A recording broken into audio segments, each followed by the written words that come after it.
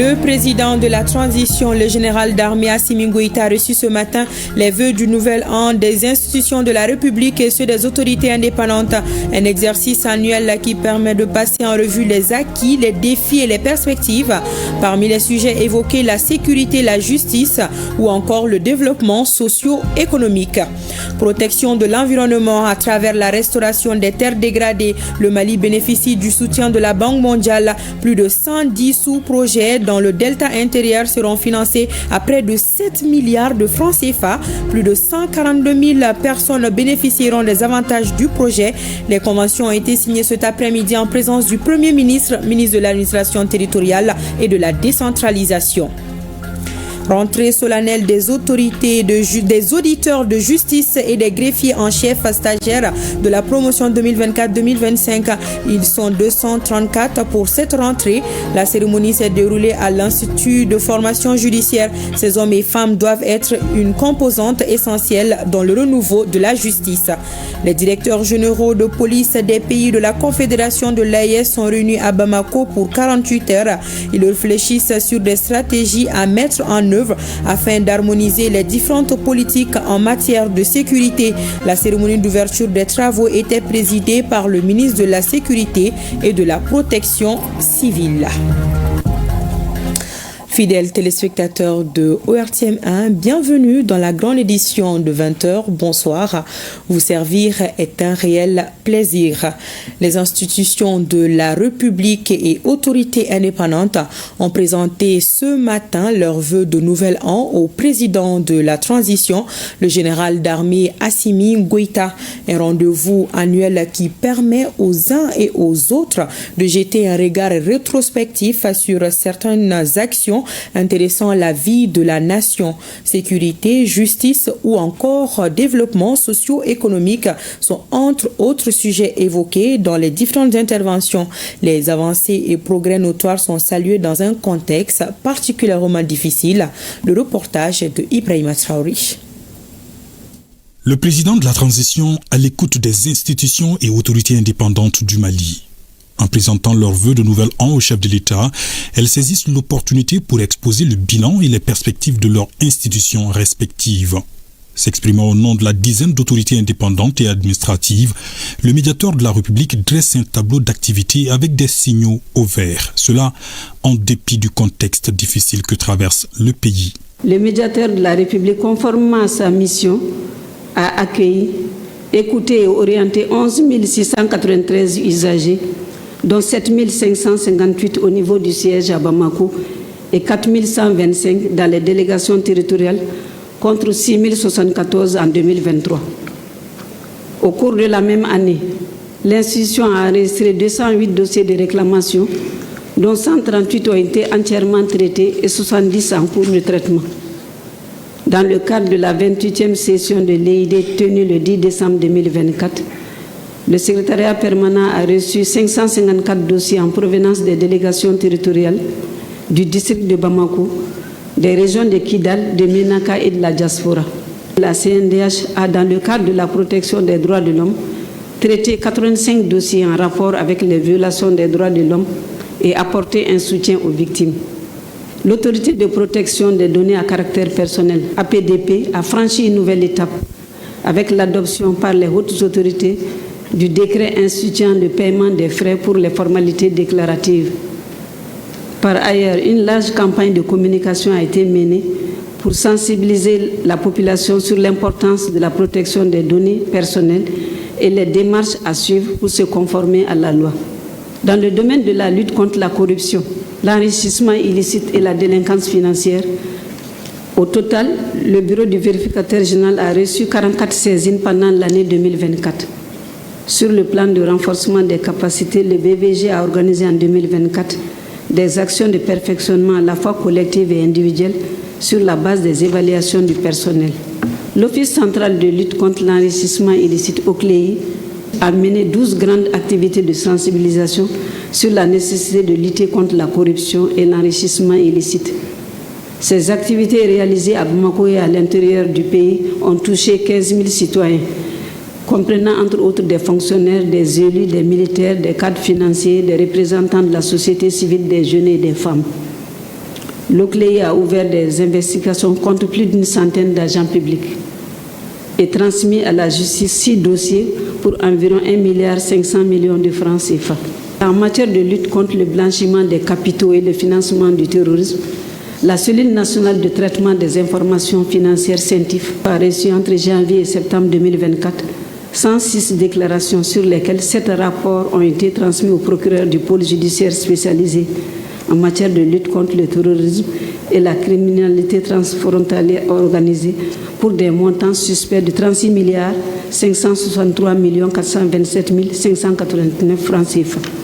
Concernant les secteurs de la régulation, la Commission de régulation de l'électricité et de l'eau CRE a procédé en 2024 à la révision de la directive fixant les ratios de gestion technique et financière spécifiques devant être produits par les opérateurs du secteur de l'eau, à l'approbation de la directive relative à la procédure de résiliation des conventions de concession. Pour ce qui concerne l'autorité de régulation des marchés publics et des délégations de services publics, ARMDS, il convient de noter qu'au cours des 2 dernières années, le Mali, à travers le président de l'AMRDS, a exercé les fonctions de vice-président et coordinateur des activités du réseau africain de la commande publique, en apportant une contribution de qualité à la gouvernance de la dite commande. Notre pays a cédé tout récemment ce flambeau au Burkina Faso. L'autorité malienne de régulation des télécommunications, des technologies de l'information, de la communication et des postes, AMRTP, a été affectée par la destruction de ses infrastructures et la crise énergétique dans de nombreuses localités, entraînant l'interruption ou la rupture de ses services dus à des actes de vandalisme et de sabotage et aux difficultés d'accès au site en raison de la situation sécuritaire. Toutefois, le secteur des télécommunications a réussi à maintenir une dynamique de croissance significative avec un chiffre d'affaires d'environ 600 milliards de francs CFA. S'agissant de l'autorité indépendante de gestion des élections EGE, en 2024, elle a procédé au renforcement des capacités des membres du collège et de ses démembrements sur les thématiques électorales. Dans le cadre de l'élaboration d'outils de travail et d'actes, l'EGE a élaboré entre autres le guide de gestion des candidatures à l'élection des députés et des sénateurs, le guide de gestion des candidatures à l'élection des conseillers des collectivités territoriales, le guide de centralisation des résultats des scrutins.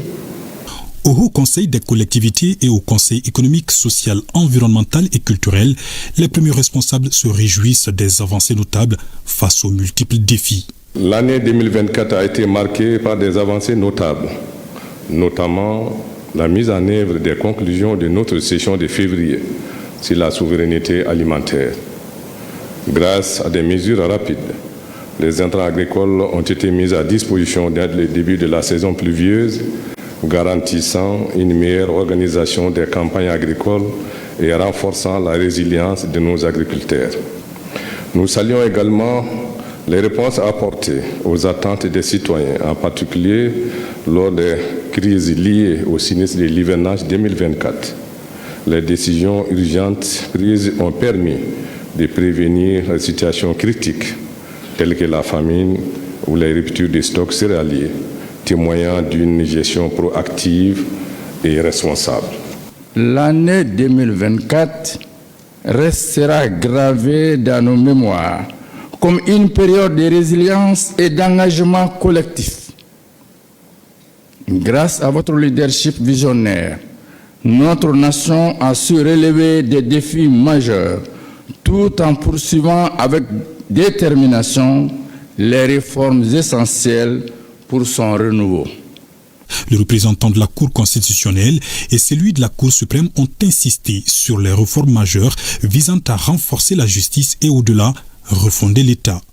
suivant avec intérêt particulier la poursuite de la refondation qui vise la consolidation de notre démocratie et l'état de droit au Mali, dans le seul but de satisfaire le peuple et les citoyens maliens, la Cour encourage ainsi tous les acteurs à lutter davantage contre les injustices, à promouvoir le respect et l'exercice effectif des droits et libertés fondamentaux dans notre État pour une paix durable et à concilier par voie de consensus deux exigences, deux impératifs du moment, la sécurisation de notre territoire et la tenue d'élections libres, transparentes et crédibles.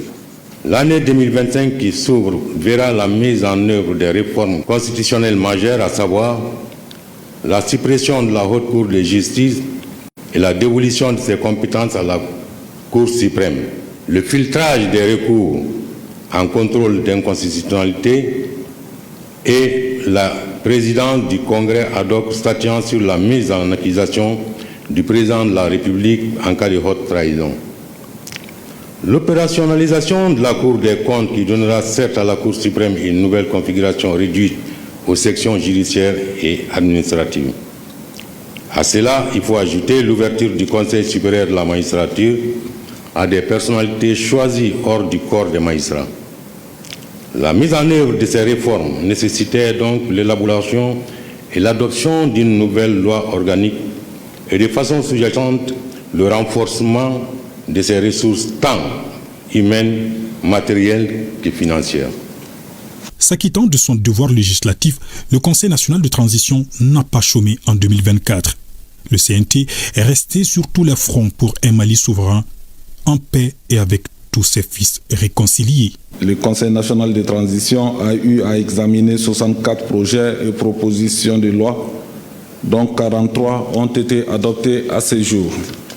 Parmi ces textes intéressant la nation et d'intérêt évident, on peut citer entre autres le code pénal et le code de procédure pénale, le statut des magistrats, le statut des greffiers, la loi portant organisation judiciaire, la loi sur le blanchiment des capitaux, la loi relative aux autorités et légitimités traditionnelles, etc. Des lois organiques, notamment celles fixant les règles de fonctionnement de la Cour constitutionnelle, ainsi que la procédure suivie devant elle, celles fixant les attributions, l'organisation, les règles de fonctionnement, ainsi que la procédure suivie devant la Cour suprême, celles fixant les attributions, l'organisation, les règles de fonctionnement de la Cour des comptes et la procédure suivie devant elle, celles déterminant les modalités d'application de l'article 153 de la Constitution relative à l'exception d'inconstitutionnalité, celles fixant le nombre de membres du gouvernement pour être exhaustif.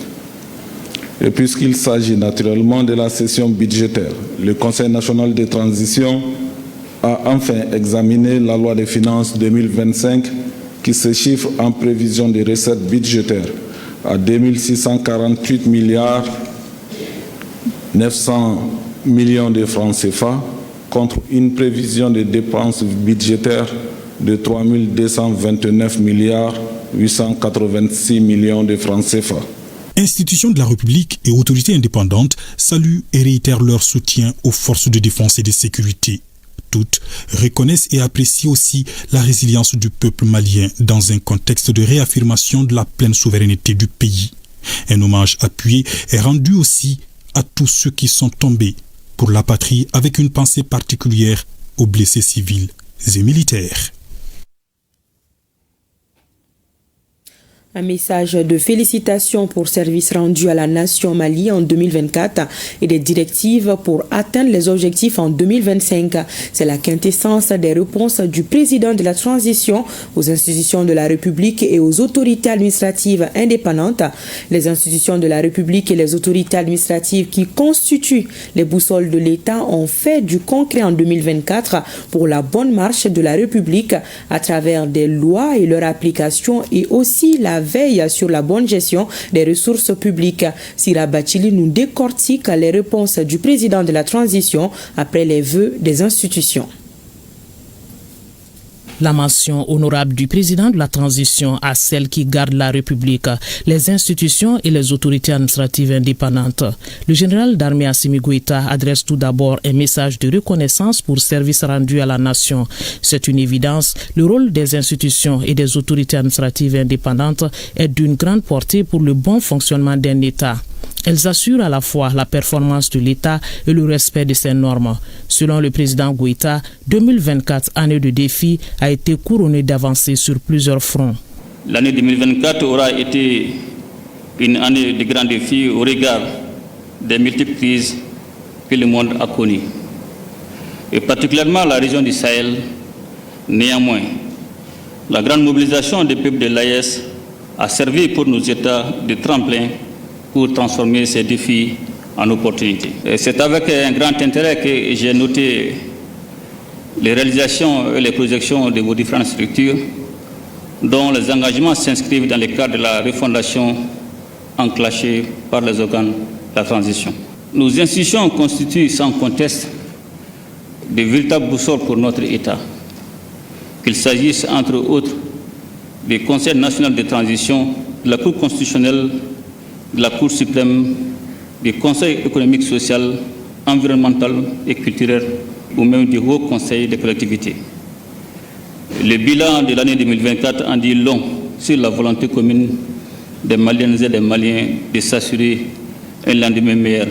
Le retour à l'ordre constitutionnel passe nécessairement par un processus sécurisé et apaisé dans le but d'éviter un éternel recommencement. La mise en route des grandes réformes pour le processus de refondation repose sur des textes. À ce niveau, le chef de l'État a rappelé le rôle joué par le Conseil national de transition. Le CNT a voté une dizaine de lois. Je salue les efforts louables du Conseil national de transition dans l'affermissement des liens entre le Mali et ses pays frères de la Confédération de l'AES. Depuis le début de la transition, le CNT joue pleinement sa partition dans le processus de refondation en menant des réformes indispensables qui traduisent la volonté exprimée par le peuple malien lors des différents forats. Fidèle à ses missions constitutionnelles, il a examiné et adopté au cours de l'année 2024 plusieurs projets et propositions de loi ainsi que diverses lois organiques et ordinaires. Et cela dénote l'engagement qui anime l'institution face à l'impératif de changement dans notre pays.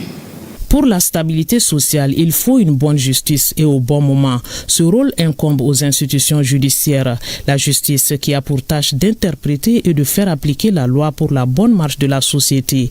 Elle tient les ficelles de la conduite sociale et ne doit les relâcher en aucun moment. La vie de la nation en dépend. Aux autorités administratives indépendantes, le président de la transition a fait le point des prouesses, notamment l'espace d'interpellation démocratique qui reste la tribune des sans-voix. De par l'engouement créé et maintenu autour de l'espace d'interpellation démocratique et idée, les médiateurs de la République contribuent au raffermissement des liens entre l'administration et les citoyens.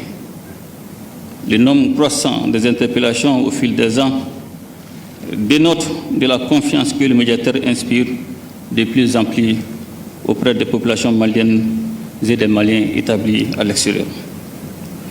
L'EID constitue un véritable moyen qui permet de réguler les tensions inhérentes aux relations entre l'administration et les citoyens.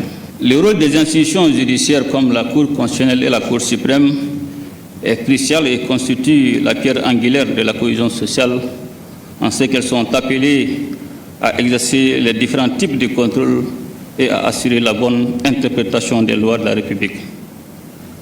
À l'instar de celle-ci, je salue également le dévouement constant du Conseil économique, social, environnemental et culturel, du Haut Conseil des collectivités et des autorités administratives indépendantes dont les actions quotidiennes participent à la cohésion sociale et à l'efficacité de notre administration.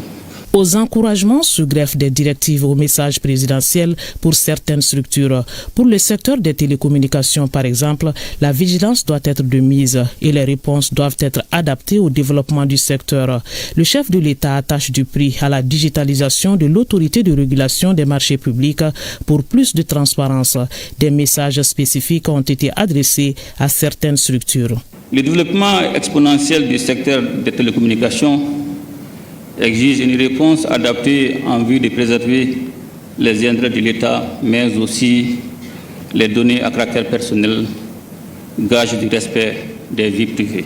Ils exhortent l'autorité de protection des données à caractère personnel à plus de persévérance pour le respect des données à caractère personnel, et cela est indispensable à un moment où le cyberespace est marqué par des dérives croissantes au mépris des droits fondamentaux des citoyens.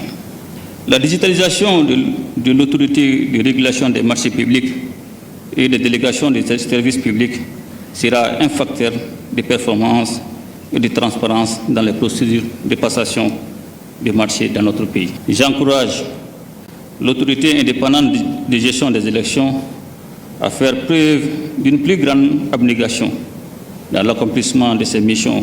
J'engage la MRTP à plus de vigilance dans le suivi des engagements passés entre le Mali et les opérateurs du secteur des télécommunications. Transparence et bonne gestion des ressources publiques. La dynamique doit se poursuivre avec un tampon sur la lutte contre la corruption. Le bureau du vérificateur général et l'Office central de lutte contre l'enrichissement illicite au CLEI doivent maintenir le cap et lever le voile quand il le faut. Refondation oblige. Il faut assainir l'administration publique et recouvrer les dus de l'État. La lutte contre la corruption, la délinquance financière et économique est une dynamique irréversible dans notre pays. Car découlant de la volonté du peuple souverain à travers ces différentes rencontres dans le cadre du projet de refondation de l'État. C'est le lieu de saluer le courage et la volonté des membres du bureau du vérificateur général qui ne ménagent aucun effort pour la transparence et la bonne gestion des ressources publiques. J'encourage également l'Office central de lutte contre l'enrichissement illicite à persévérer dans la prévention, la détection et la répression de l'enrichissement illicite. L'année 2025, qui s'ouvre sous de bons auspices pour le Mali et notre confédération AIS, doit être celle du renforcement de la dynamique salutaire enclenchée à tous les niveaux institutionnels afin de combler ses attentes et par conséquent de continuer de mériter de sa confiance. La présentation des vœux, un temps d'appréciation, de souhaits et surtout de préoccupations consacrées à la nation Mali. Des notes d'espoir pour 2025 avec le souhait d'un Mali apaisé, exempt de corruption et sur la voie d'un développement durable.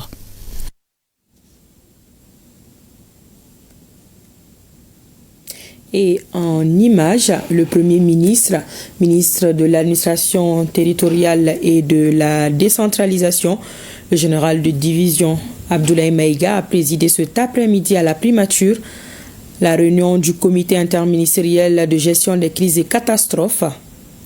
Le comité a examiné le plan d'action pour la libération des servitudes dans le district de Bamako. Ce plan vise à réduire les risques d'inondation liés à l'obstruction du passage des eaux à cause des occupations illicites. Les différentes sous-commissions mises en place ont travaillé sur plusieurs points. On peut citer la sensibilisation et la communication sur les méfaits de ces occupations, l'accompagnement des personnes concernées par les démolitions ainsi que le contrôle et le suivi des opérations. Le Premier ministre a salué le travail abattu par les membres des différentes sous-commissions, surtout en matière de réhabilitation et d'assainissement. Je vous l'annonçais dans les titres, la Banque mondiale soutient le gouvernement dans la lutte contre la dégradation des terres à travers le financement de 118 sous-projets dans le delta intérieur du Niger et sur le tracé de la Grande Muraille Verte au Mali. C'est une enveloppe de près de 7 milliards de francs CFA qui sera débloquée. Le projet touchera plus de 142 000 bénéficiaires, dont 52% de femmes et de jeunes. Au cours de la cérémonie de la mise en œuvre du projet de restauration des terres dégradées a été présentée à l'assistance aujourd'hui.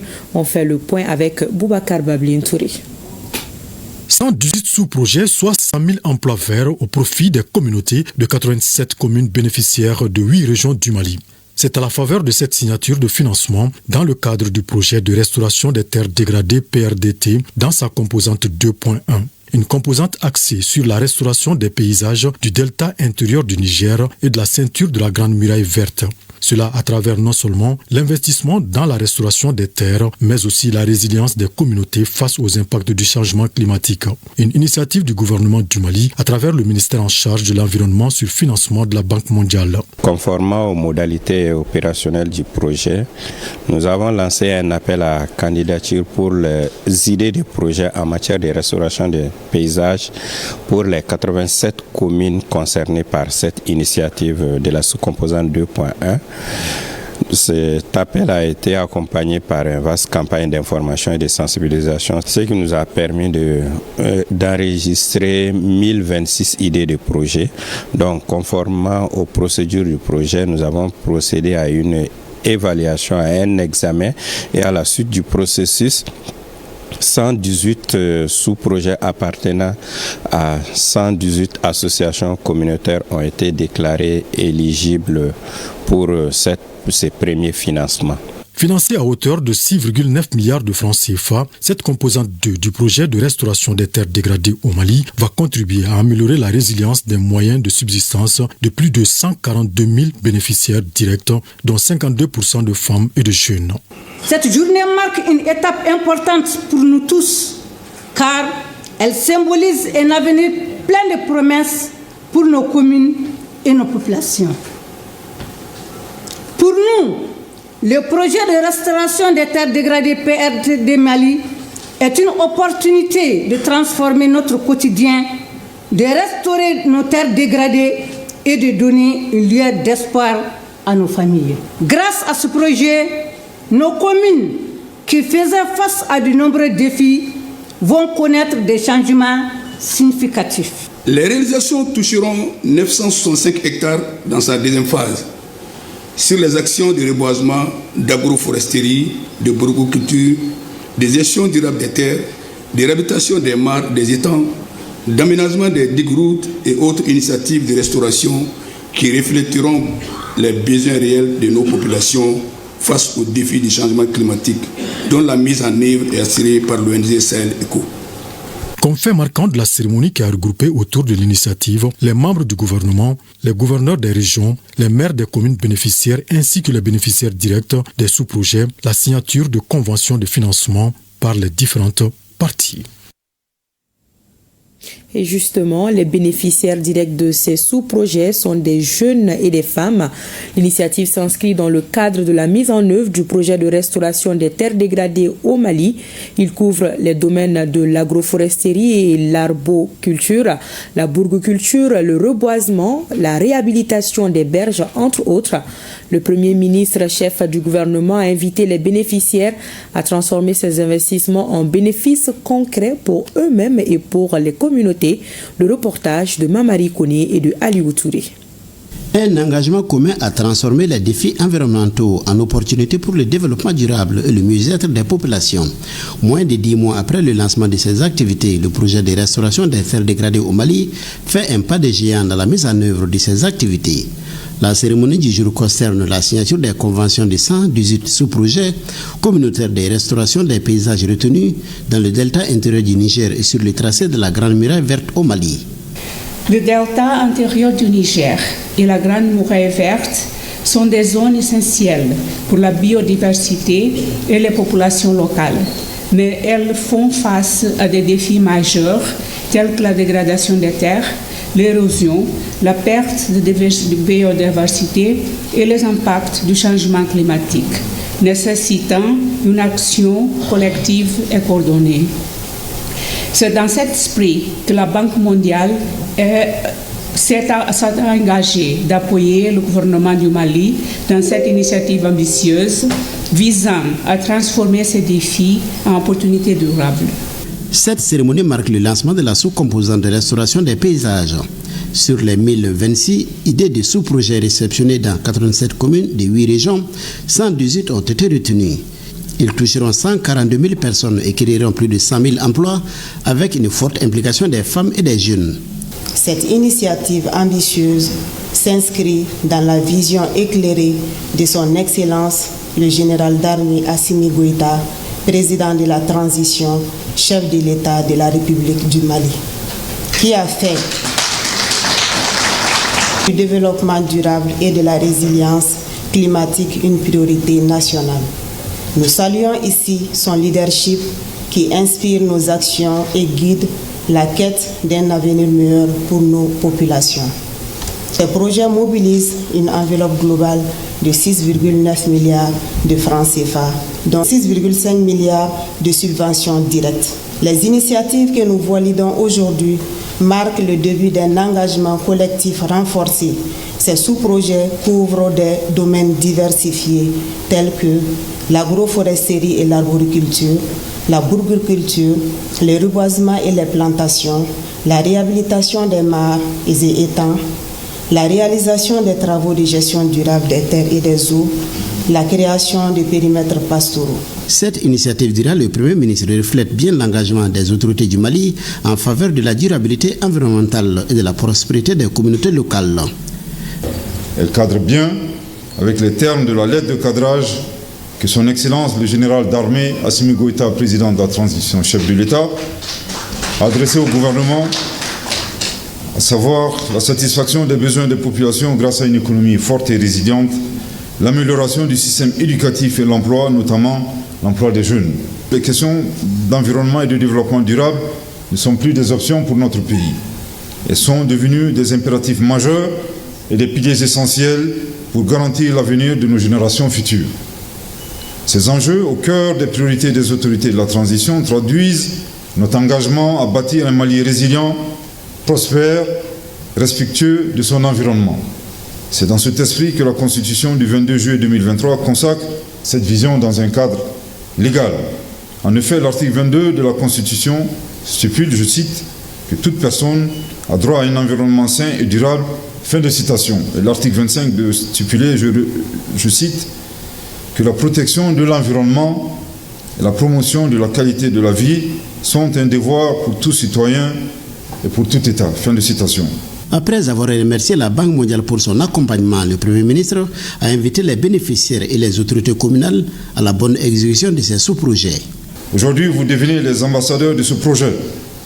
Votre engagement et votre détermination sont essentiels pour transformer ces investissements en bénéfices concrets pour vous-même et pour les différentes communautés. Vous avez été choisi en fonction de la qualité et de la pertinence de vos idées et sous-projets. Je vous engage donc à plus de rigueur dans la conduite de ces sous-projets afin de contribuer favorablement au développement et à la transformation de vos régions respectives. À l'heure du bilan, vous devez prouver que les efforts et les ressources investis dans vos sous-projets se traduiront par des résultats positifs en cohérence avec leurs objectifs projetés. J'appelle également les responsables des collectivités territoriales, en partenariat avec ceux du projet, ceux des services techniques de l'État et les autres parties prenantes, à mieux encadrer les bénéficiaires pour garantir la réussite des sous-projets et maximiser les impacts positifs sur les communautés de leur localité d'implantation. Le projet de restauration des terres dégradées au Mali est financé par la Banque mondiale à hauteur de 90 milliards de francs CFA pour une durée de 7 ans, de 2024 à 2030.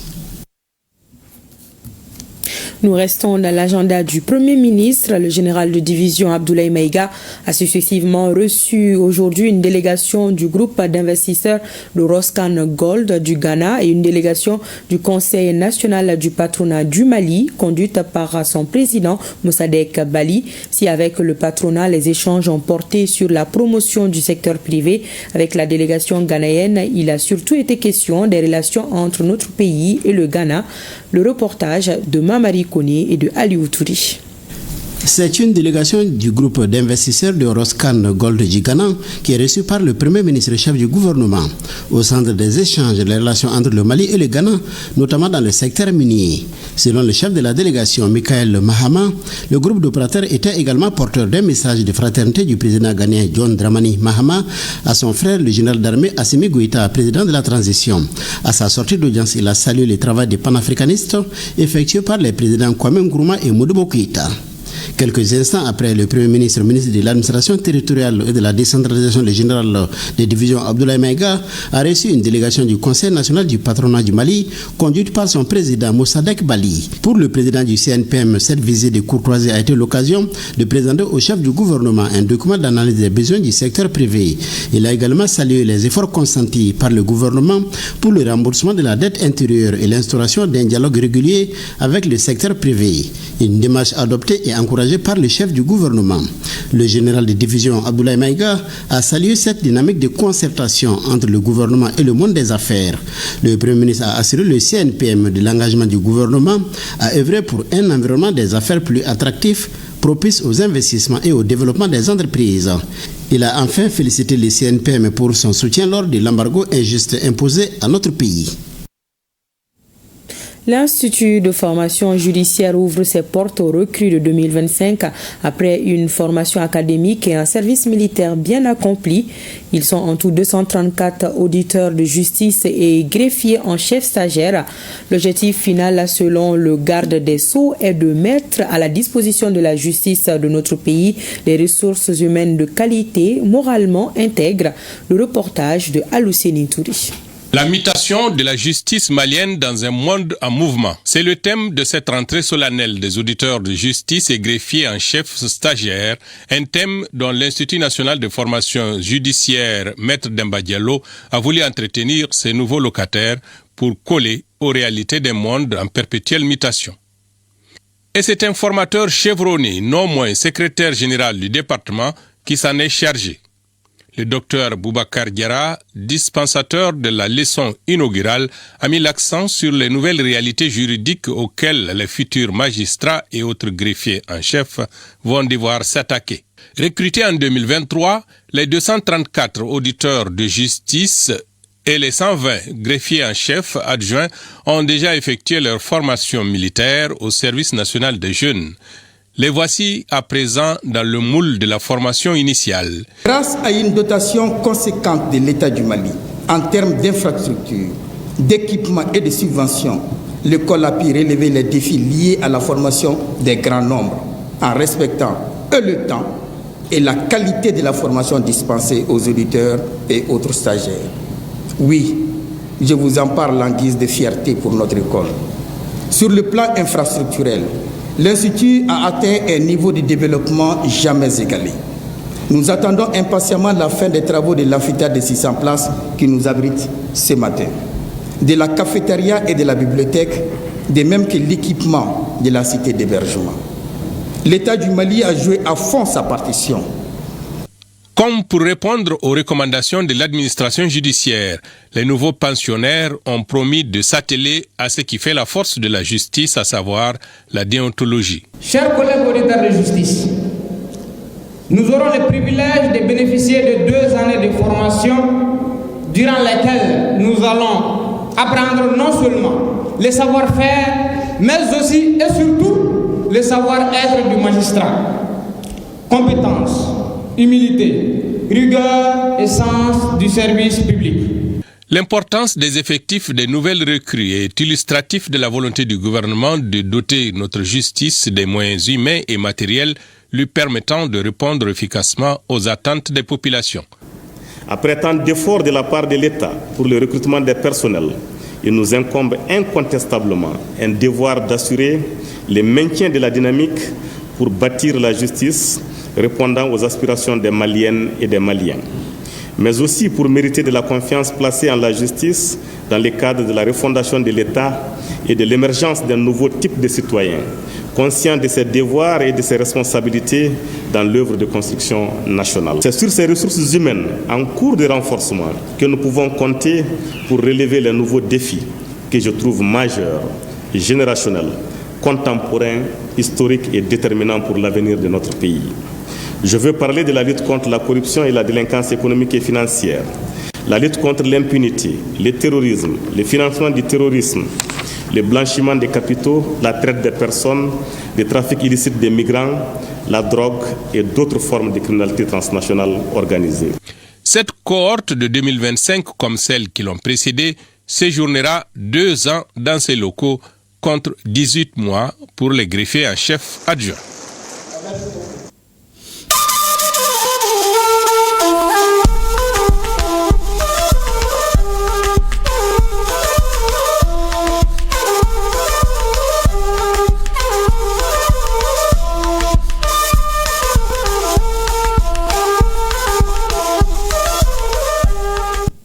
Et nous commençons la page AES de ce soir par cette rencontre de haut niveau de 2 jours des directeurs généraux de police des pays membres de la Confédération des États du Sahel.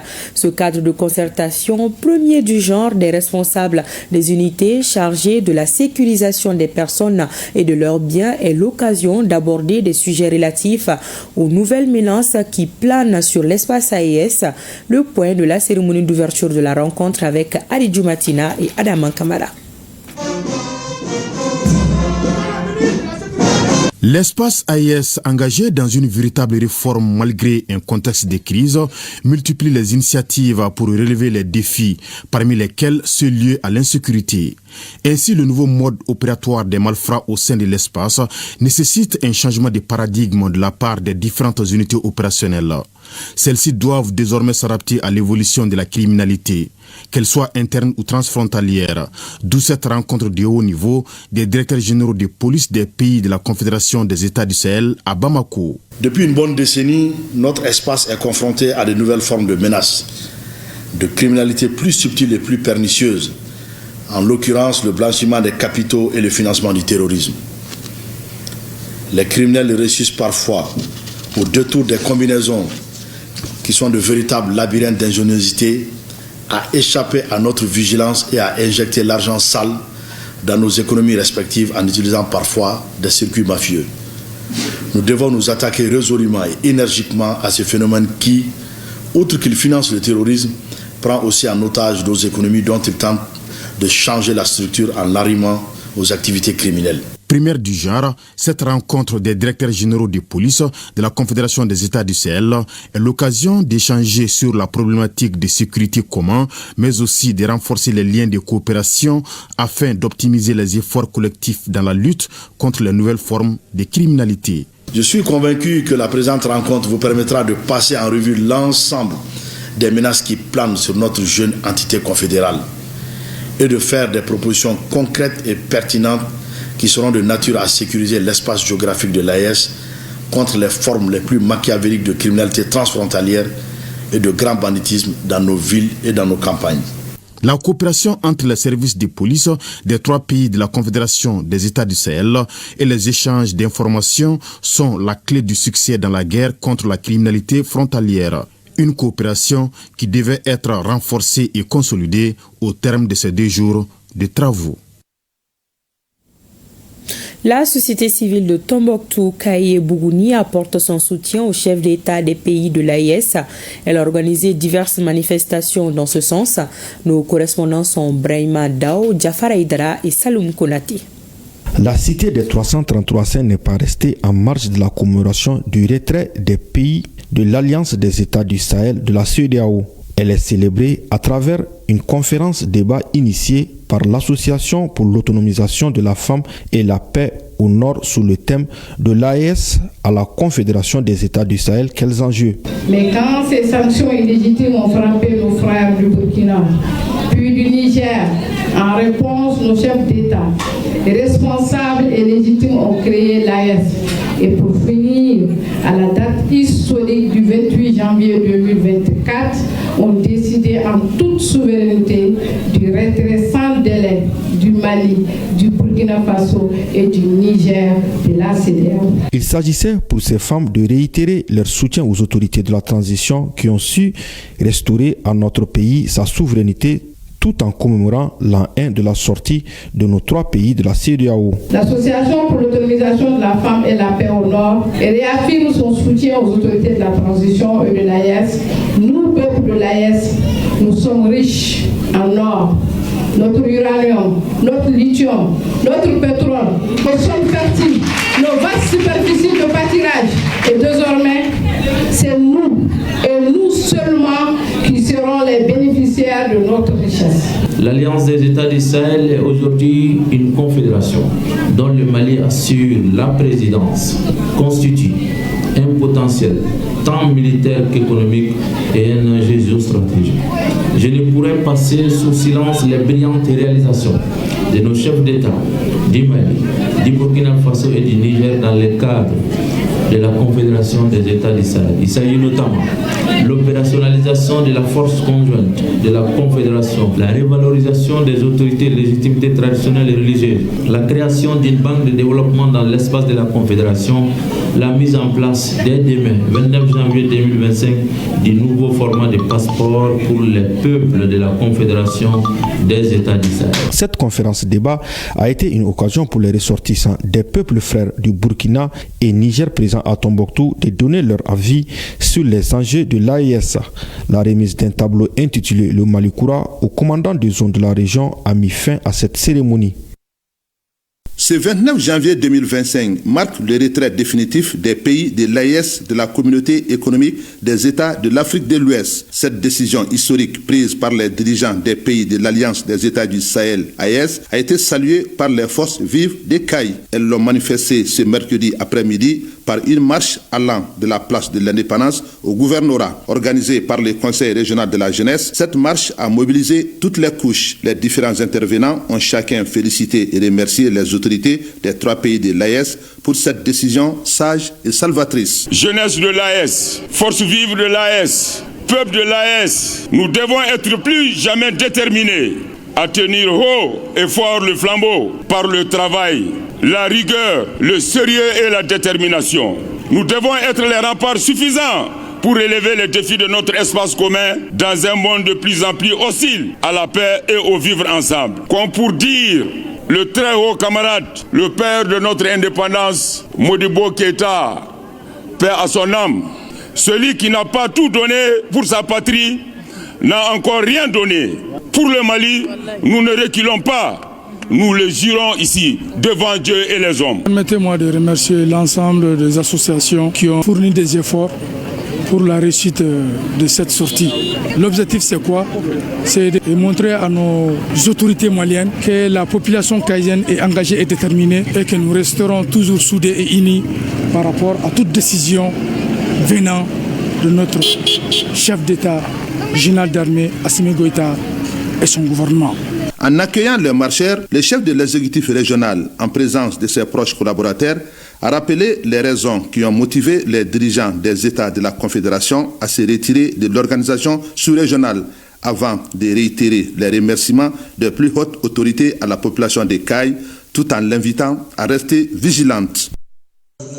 Les États de la Confédération du Sahel ont décidé de prendre leur destin en main en se retirant purement et simplement de la CEDEAO. Cette décision héroïque, historique et patriotique est saluée par le peuple des États du Sahel, d'où ce meeting organisé par les forces vives de la région de Bougouni en soutien aux dirigeants de l'AES. Suite à la création de l'AES, à l'attention des autorités de l'Alliance des États du Sahel, nous, force vive de la région de Bougouni, tenons à exprimer notre plein soutien à la décision souveraine du Mali, du Burkina, du Niger de se retirer de la communauté des États de l'Afrique de l'Ouest, CEDEAO.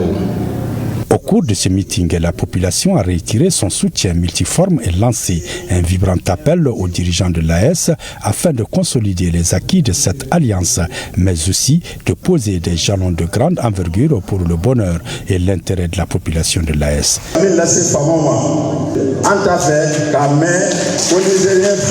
Nous demandons aux dirigeants de l'AES de garantir la libre circulation à la population de l'espace AES. Que le Malien se sent chez lui lorsqu'il est au Burkina, Idem pour le Niger.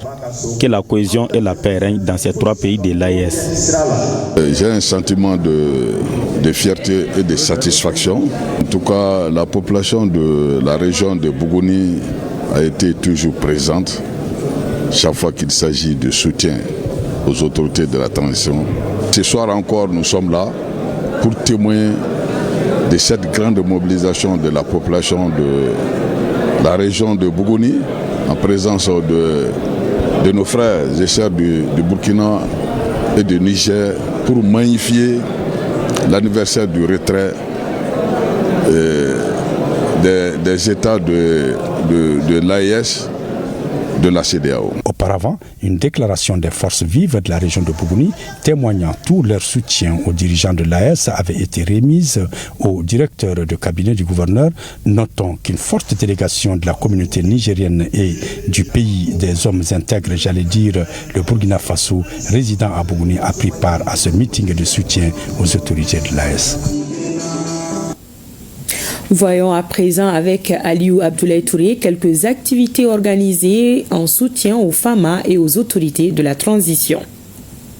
L'Alliance malitanienne n'est pas restée en marge de la célébration de l'an 1 de la désintégration de la Confédération des États du Sahel de la CEDEAO. Dans sa déclaration, le président de l'Alliance s'est félicité de la mise en circulation du précieux document administratif. Le rêve du peuple AES vient d'être réalisé par la mise en circulation des passeports de l'AES.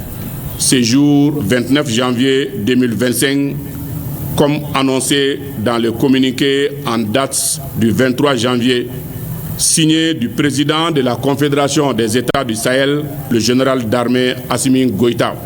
Les membres du 13e contingent des stagiaires de l'APEJ ont organisé une assemblée générale pour saluer l'appui financier de plus d'1 milliard de francs CFA du chef de l'État avant de féliciter la décision des autorités de la Confédération des États du Sahel d'avoir quitté la CEDEAO. C'est le lieu de témoin que tous les stagiaires ont perçu leur allocation, à part certains retardataires.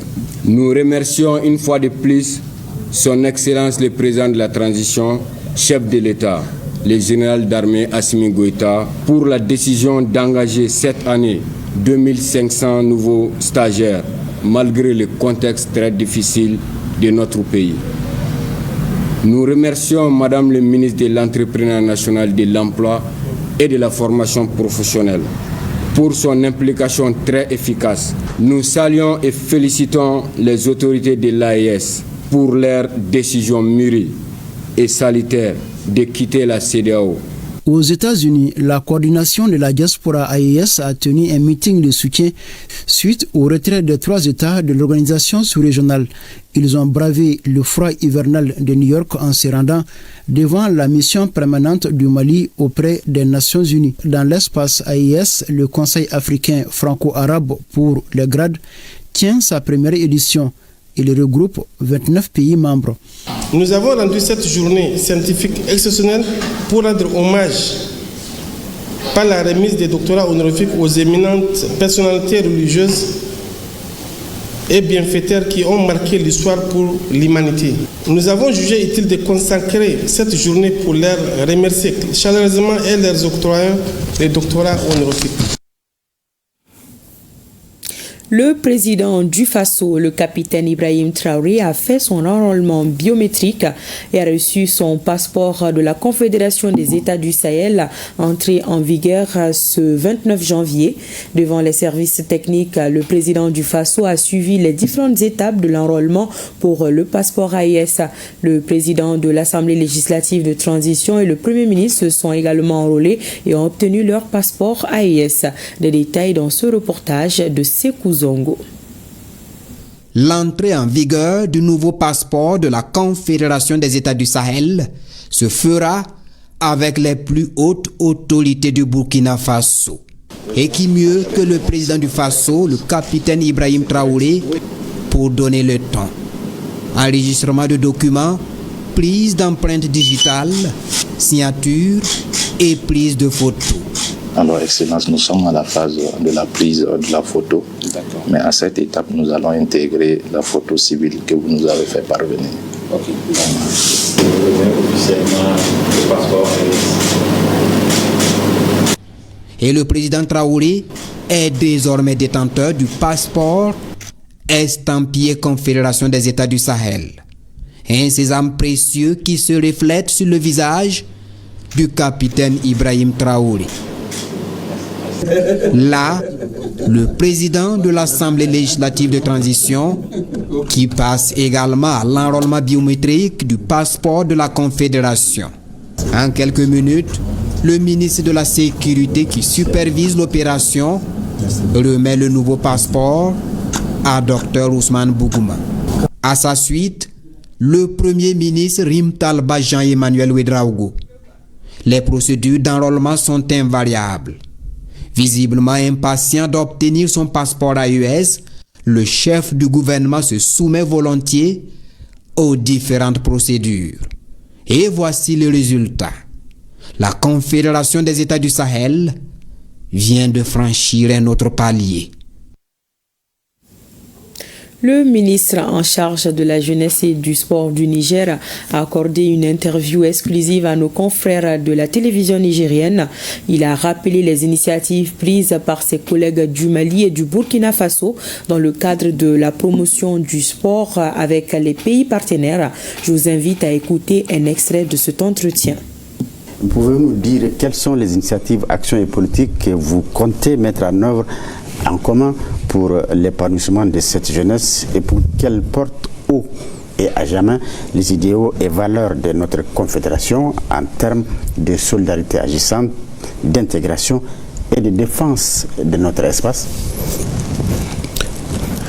Par rapport à l'AES, je dirais que les choses sont en cours parce que tout récemment on était au Burkina Faso sur invitation du Burkina avec les agences de volontariat où on a élaboré un test par rapport à notre jeunesse, la jeunesse de l'AES. Il est question qu'on se rencontre à Bamako pour approfondir les échanges dans ce domaine. Et en marge de cette rencontre à Ouaga, on a aussi parlé du sport de l'AES. Et le sport de l'AES, on a décidé de se cantonner sur ce qu'on pratique le plus dans nos pays. Par exemple, pour le cas du Niger, on a choisi la lutte cocoa et la course hippique. Et le Burkina, on a choisi le cyclisme et l'haltérophilie. Et le Mali, on a choisi l'athlétisme et le tir à l'arc. En dehors de ce sport, on a aussi le sport de combat. Par rapport à ce sport, on a déjà organisé une compétition AES au Mali avec la Fédération Russie. Et ces genres de compétitions, on veut les multiplier entre l'AES et les pays partenaires de l'AES.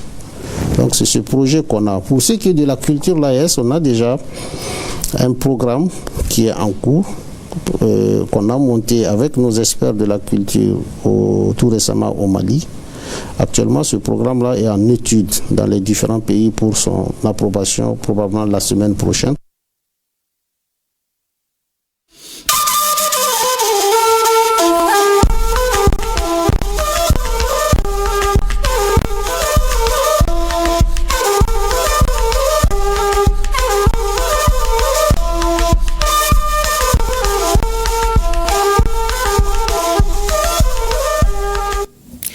Événement tragique à Kokoyo, dans la commune de Nouga, dans le cercle de Kangaba, et plus précisément sur le site de Bagama Mining. Un digue d'orpaillage a cédé et englouti tout ce qui se trouvait dans la profondeur. Le drame s'est produit hier mercredi 29 janvier 2025 sur le site d'exploitation minière d'une société étrangère. Le gouverneur de la région, le colonel Lamine Kapori Sanogo, s'est rendu sur les lieux pour constater de visu les dégâts et apporter la compassion et la solidarité du gouvernement aux familles endeuillées et souhaiter prompt rétablissement aux blessés. C'était en présence de Ousmane Koïta. C'est aux environs de 9h hier mercredi que le gouverneur de Koulikoro a été informé d'un éboulement qui a fait plusieurs victimes parmi les orpailleurs de Kokoyo, un hameau du village de Danga dans la commune de Nouga, sec de Kangaba. En effet, l'éboulement a piégé un groupe d'orpailleurs majoritairement composé de femmes. Aussitôt informé de l'incident, le chef de l'exécutif régional, le colonel Aminika Sanoko, accompagné d'une forte délégation, s'est rendu sur le lieu pour constater l'ampleur de la situation. Nous sommes sur le site de la société minière Bagama Mining. Bagama Mining a des conventions avec certaines sociétés ou certaines organisations qui ont des machines. Et les femmes à la recherche de minerais, évidemment, viennent quotidiennement autour de cette excavation ou de ces excavations. Et malheureusement, hier, lorsqu'elles étaient nombreuses dedans, il y avait une digue qui encerclait effectivement l'excavation. Et par la force de l'eau, la digue a cédé et l'eau est rentrée avec la boue pour carrément engloutir ces femmes-là. Arrivé sur les lieux, très choqué, le gouverneur de région a rappelé à l'ordre les exploitants, singulièrement les industriels miniers. La vie de la population est plus que de l'or, a-t-il laissé entendre. La protection des personnes et de leurs biens est une priorité de la transition, insiste le colonel Sanoko. Et aujourd'hui, on n'est pas parvenu à extraire aucun corps. Je suis venu au nom des plus hautes autorités de la transition pour témoigner de notre compassion à l'endroit des personnes qui ont perdu la vie et aussi à l'endroit des populations. Ça ne devrait pas arriver, c'est arrivé parce que les mesures sécuritaires n'ont pas été observées. Nous sommes face à l'histoire, on ne peut pas continuer à ce que les gens perdent leur vie sur leur site. Si ça continue comme ça, l'administration serait obligée de prendre des dispositions conservatoires. Ça, c'est la mise en défense du site, purement et simplement. Malgré la détermination des agents de la protection civile et de la sécurité, depuis hier mercredi, aucun corps n'a été retrouvé. Les recherches continuent pour faire la lumière sur la situation dramatique. Fin de la série de rencontres entre le ministre de l'Industrie et du Commerce et les opérateurs économiques évoluant dans divers secteurs. Moussa Alassane Diallo était cet après-midi face aux industriels en charge de la fabrication du fer. Les discussions ont porté sur l'accessibilité du métal et le respect des normes de fabrication du fer. Nyanya Alou Traoré et Toumani Ndiabaté pour le reportage. Il boxe dans le domaine des matériaux de construction au Mali. Il s'agit plus précisément de ceux qui évoluent dans la fabrication du fer. Face à eux, le ministre Moussa Alassane Diallo, engagé à rendre opérationnel l'axe 3 de la lettre de cadrage du chef de l'État, le général d'armée Assimi Goïta, concernant la satisfaction des besoins élémentaires des populations maliennes. L'État du Mali, à travers les instructions du président de la transition chef de l'État, le général d'armée Assimi Goïta, a fait des préoccupations des populations les priorités du gouvernement de la République de transition du Mali. Donc c'est pourquoi toutes les problématiques liées aux populations maliennes sont aussi les préoccupations du gouvernement. Les mots qui minent le secteur ont alimenté les échanges. Ils ont pour nom la fraude et la concurrence déloyale, mais surtout le non-respect des normes dans les unités de fabrication. Ce dernier point est justement la goutte d'eau qui fait déborder le vase. Vous avez investi dans des usines, vous avez eu confiance au Mali, aux lois et aux règlements du Mali. Vous avez cru à l'économie de notre pays parce que vous contribuez au développement économique et à la croissance de notre pays. Mais tout cela doit se faire dans le respect de la réglementation en vigueur, de façon à préserver les vies humaines, notamment lorsqu'on parle du respect des normes pour les faire habitants. Nous souhaitons tous respecter la demande de l'administration concernant les normes. Mais en contrepartie aussi, nous, les unités industrielles, ont demandé aussi des mesures d'accompagnement de l'administration et de l'État pour qu'on puisse protéger nos industries qui font face à beaucoup de problèmes, qui sont la concurrence déloyale, qui par l'importation du fer à béton. On est très satisfait. On a eu déjà plusieurs échanges et je pense que cet échange va poser la voie à régler ce problème définitivement. Et nous sommes confiants vraiment et nous voulons vraiment remercier Monsieur le ministre pour vraiment cet engagement. Le huis clos a duré 2 heures de temps. Et comme annoncé, à l'entente des échanges par le ministre, ce sont des décisions et non des recommandations qui seront prises. Après une phase d'information, de sensibilisation, de pédagogie, amener les usines à aller vers le respect des normes, nous voilà en définitive arrivés à cet accord-là. Cet accord qui va être signé entre toutes les usines de fabrication de fer à béton dans notre pays avec le ministère de l'Industrie et du Commerce à l'échéance d'une semaine et va rentrer en vigueur donc à partir du jeudi prochain.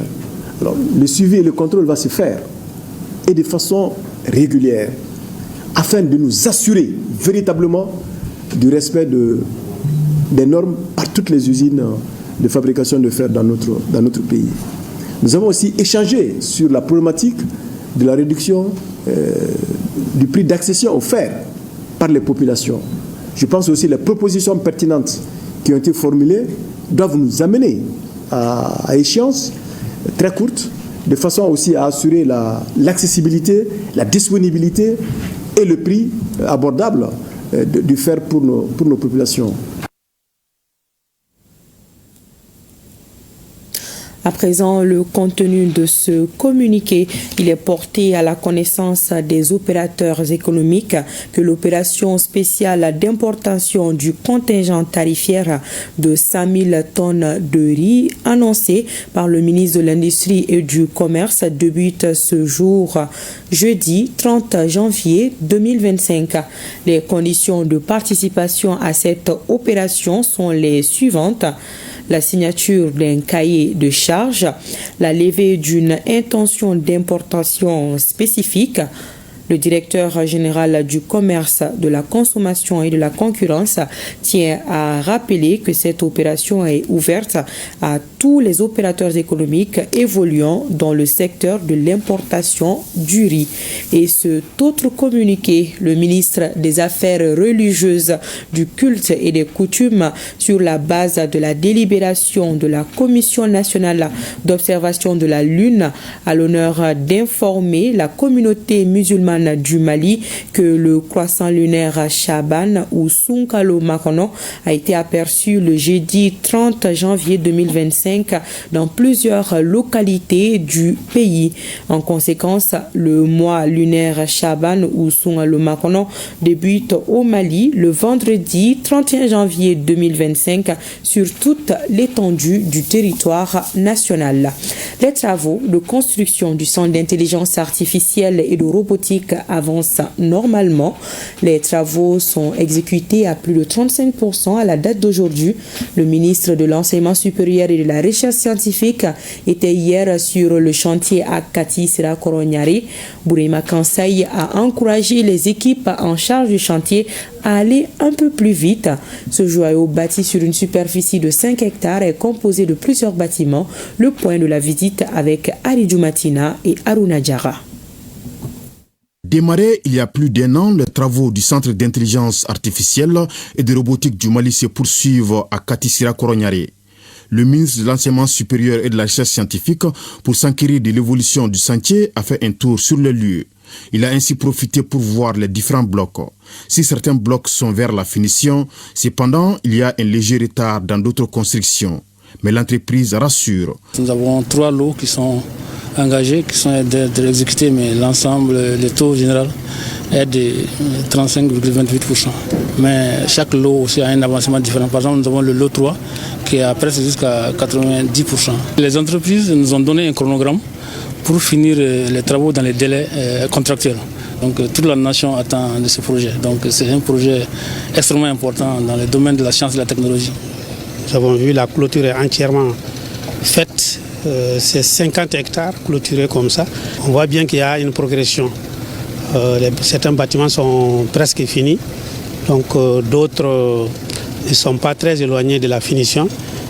Mais il y a aussi des travaux qui viennent de démarrer et pour lesquels nous encourageons les équipes vraiment à aller beaucoup plus vite, à accélérer pour rattraper très rapidement les retards accusés pour que nous puissions dans les délais impartis donc faire la réception de ces joyaux architecturaux que vous voyez. À l'ère de l'innovation et de la créativité, ce centre qui est un projet stratégique pour notre pays, une fois terminé, permettra aux jeunes artistes maliens d'exceller davantage dans le domaine combien important de l'intelligence artificielle et de robotique. Le président de la transition, chef de l'État, avait annoncé la création au Mali d'un pôle scientifique et technologique avec comme première composante ces centres d'intelligence artificielle et de robotique. Aujourd'hui, la grande compétition entre les États, entre les entreprises, s'est faite à travers l'innovation technologique et scientifique. Pratiquement dans tous les domaines, aujourd'hui, nous voyons que ces technologies avancées là, donc, sont utilisées. Donc il faut être présent vraiment à ces rendez-vous. Et notre pays ne veut pas véritablement rater ces tournants importants. Le Centre d'intelligence artificielle et de robotique du Mali est un joyau financier sur le budget national. Le CIAR comprend entre autres des blocs administratifs et pédagogiques, des dortoirs, des maisons des hôtes, d'infirmeries, des restaurants et une salle d'auditorium de 200 places. Il est bâti sur une superficie de 5 hectares. Le ministère des Maliens établis à l'extérieur et de l'intégration africaine et l'OIM se donnent la main pour renforcer leur coopération dans la lutte contre l'immigration irrégulière. Les deux parties ont signé cet après-midi un protocole d'accord. Le reportage de Abdul Karim Kaba. Par cette démarche, les autorités de la transition et l'Organisation internationale pour les migrations, OIM, accentuent leur collaboration. D'abord, la gouvernance migratoire et les relations entre l'État et l'OIM. La migration ordonnée, bien structurée, est source de développement non seulement du pays d'origine, mais aussi du pays d'accueil. La migration, lorsqu'elle est bien gérée, peut être un véritable levier de développement. Et c'est dans cette perspective que l'OIM, aux côtés du ministère des Mali établi à l'extérieur et de l'intégration africaine, s'engage pleinement à renforcer toutes les initiatives de réintégration durable en offrant un appui adapté aux besoins des migrants de retour et des communautés. En signant ces conventions, le Mali et l'Organisation internationale pour les migrations sont appelés à plus d'action. À l'action, oui à l'action pour donner de l'espoir aux migrants qui se trouvent en situation de détresse, souvent bloqués entre les frontières. Oui à l'action pour apporter l'aide humanitaire, pour ne pas dire l'aide humaine tout simplement, à ces personnes qui ne sont ni des terroristes ni des criminels. Oui à l'action pour soutenir ces migrants qui sont prêts, qui sont en quête de sécurité et d'un monde meilleur.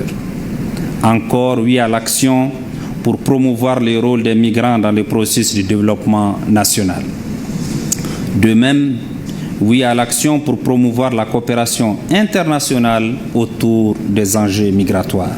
Les questions de la migration occupent une place de choix dans le planning des autorités de la transition. C'est pourquoi le ministre Moussa Ag Atayer multiplie les initiatives pour la bonne marche. L'engagement donc du Mali pour la mise en œuvre du pacte mondial pour les migrations sûres, ordonnées et régulières des Nations Unies prouve à suffisance la volonté inébranlable des plus hautes autorités du Mali de promouvoir une meilleure gestion des migrations.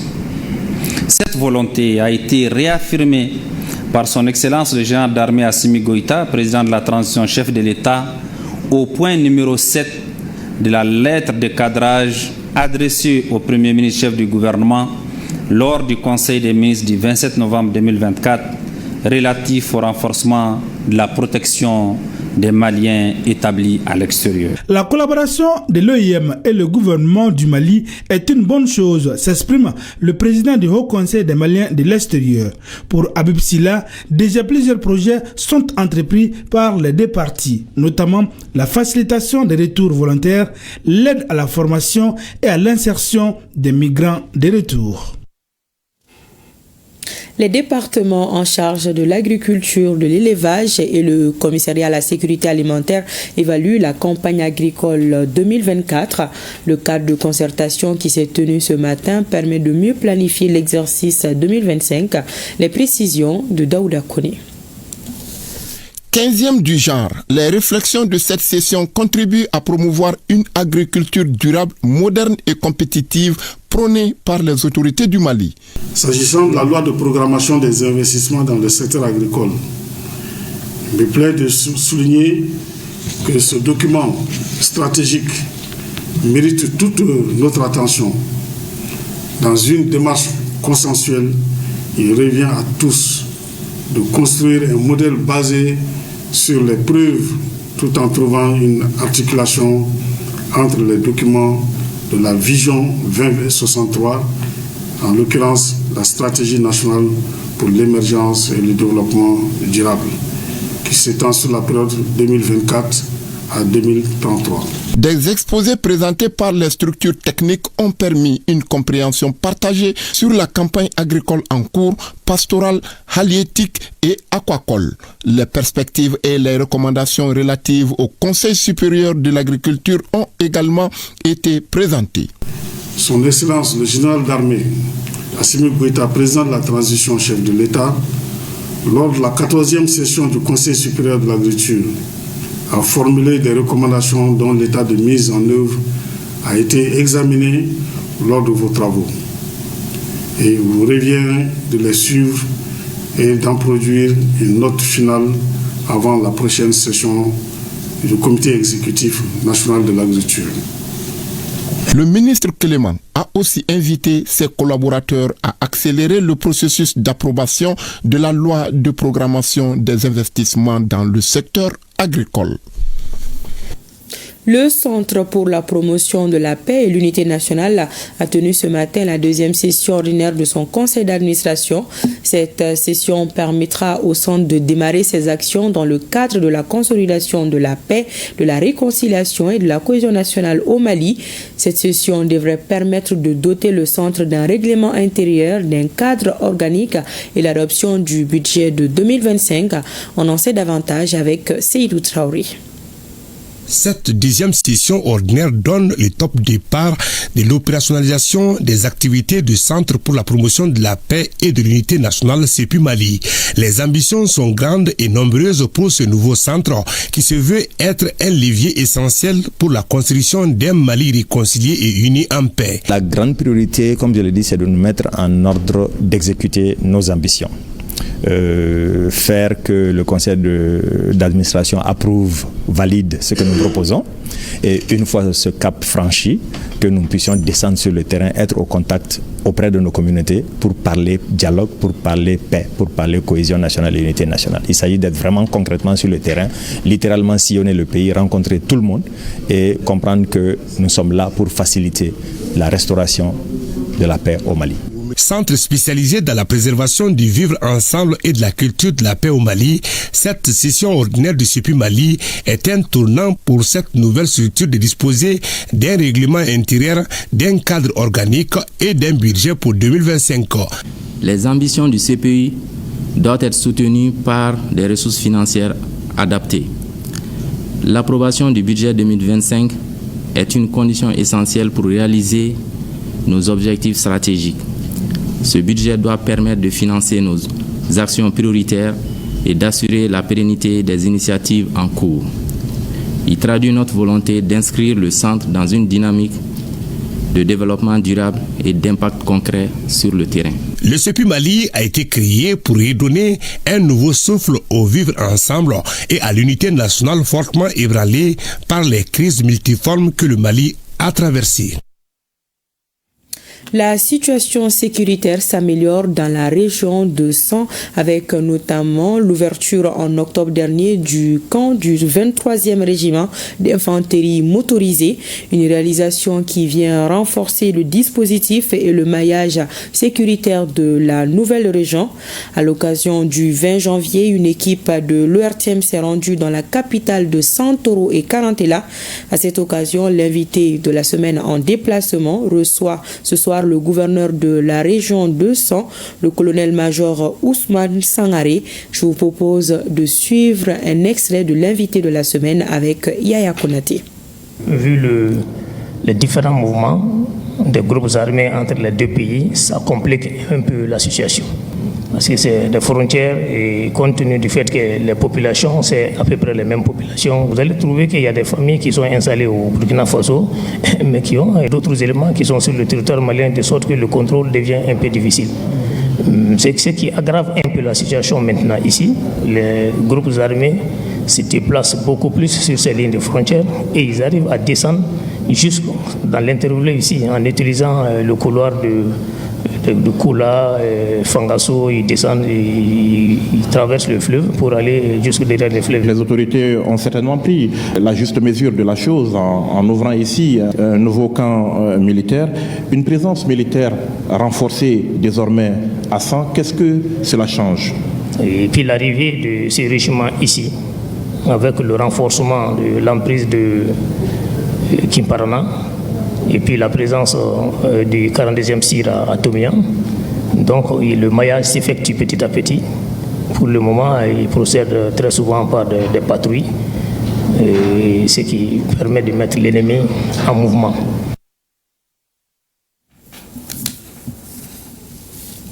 Le ministre des Maliens établi à l'extérieur et de l'intégration africaine, Moussa Agatayer, s'est rendu cet après-midi à la place du cinquantenaire où se déroulent les festivités de la 10e édition du festival Ogobanya. Ce fut un véritable voyage dans le pays d'Ogon avec ses merveilles. Le ministre a apprécié ce rendez-vous annuel qui permet un brassage culturel. Bemba Sui a suivi la visite. La bonne gestion des fonds publics de l'État est un exercice de transparence. Cela est d'autant plus nécessaire pour permettre aux Maliens d'être édifiés. Sur la question du rapport des audits, le ministre Fomba s'est fait très explicite. Il y a eu deux types d'audits. Il y a eu l'audit de performance. L'audit de performance, c'est est-ce que aujourd'hui, dans le cadre des procédures, les procédures sont respectées. Est-ce que et le comité olympique et au niveau de notre direction des finances, est-ce qu'aujourd'hui les procédures sont respectées convenablement? Est-ce que ce qui est écrit, c'est ce qui est appliqué? Ou bien il y a des défaillances? Et je crois que ça, nous avons eu énormément d'informations là-dessus qui nous ont non seulement aidés par rapport aujourd'hui au fonctionnement du Comité national olympique, mais également de notre direction. Et il y a des irrégularités des deux côtés. C'est-à-dire qu'il y a des choses qu'il faut mieux faire parce qu'il y a ces irrégularités qui sont ressorties et que nous avons vues. L'audit est fait pour essayer de régulariser les choses. Les caisses de l'État, ce sont aussi vous, votre caisse. Donc vous devez vous assurer que les choses sont gérées convenablement. Plusieurs autres sujets sont abordés, notamment la lutte contre la drogue en milieu jeune, la visite médicale des 1500 nouveaux fonctionnaires en vue de l'accomplissement du service national des jeunes, l'Assemblée générale du Conseil national de la jeunesse et la mise en place du Bureau national et le point sur les infrastructures sportives. Au-delà de cela, nous pouvons parler des infrastructures et équipements. Il y a eu l'inauguration du stade Omnisport de Koulikoro, qui est passé à un stade maintenant catégorie B. Et le Conseil des ministres a adopté les deux textes de projet de création des stades Omnisport de Kati et des stades Omnisport de Koulikoro. Donc actuellement, il y a des stades en finition et qui vont certainement au mois de février être également inaugurés. Pour la CAN Maroc 2025, Abdul Kassim Ibrahim Foma s'est dit optimiste si chacun joue son rôle. Mais je pense que nous avons nos chances. Nous avons nos chances si nous faisons bien les choses correctement. Et à ce stade, je pense qu'on peut faire les choses correctement. Nous avons demandé, en concertation avec la Fédération malienne de football, aujourd'hui d'avoir un directeur technique national. Ce n'est pas pour leur mettre un caillou dans les chaussures. Au contraire, le directeur technique national va beaucoup aider pour l'évolution de notre sport. Moi, je pense que c'est un groupe qui est prenable. On doit pouvoir s'en sortir, Inch'Allah. Instaurée depuis son arrivée à la tête du département, cette rencontre entre le ministre Fomba et la presse malienne est de rendre compte sur les différentes réalisations du département, des initiatives en cours et les perspectives du ministère en charge de la jeunesse, des sports et de la citoyenneté. Voilà, vous l'aurez compris, toutes nos excuses pour ce problème d'aiguillage. Il s'agissait plutôt de la rencontre du ministre de la Jeunesse et des Sports chargé de l'instruction civique et de la construction citoyenne avec la presse, Abdul Kassim Ibrahim Fomba, qui tient cette rencontre mensuelle. Et vous l'avez compris également, le tirage au sort de la CAN Maroc 2025 et le rapport des audits étaient à l'ordre du jour. En image, l'équipe de l'AGFO a remporté le trophée de la 4e édition de la Coupe du numérique 2025. En finale disputée ce soir, elle a battu l'AMAP 4-1. C'est le 3e trophée dans la compétition pour l'AGFO. L'édition de cette année était parrainée par le directeur général de l'ORTM, Hassan Baba Djambélé. Le vainqueur empoche 1 500 000 francs CFA contre 1 million pour le finaliste.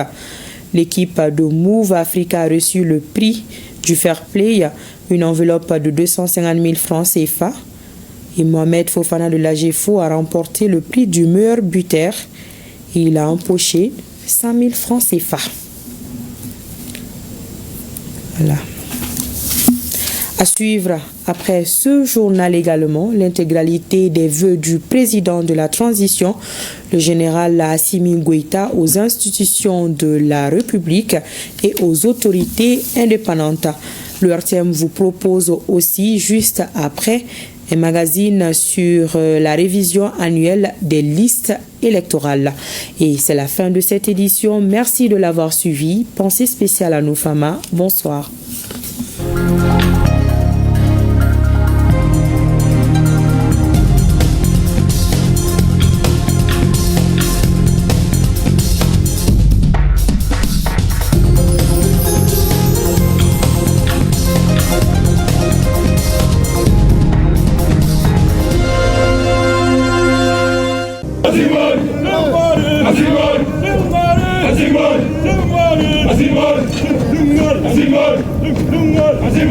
Nous laissons derrière nous tout ce que nous avons de plus cher. Enfants, épouses, amis, pères et mères,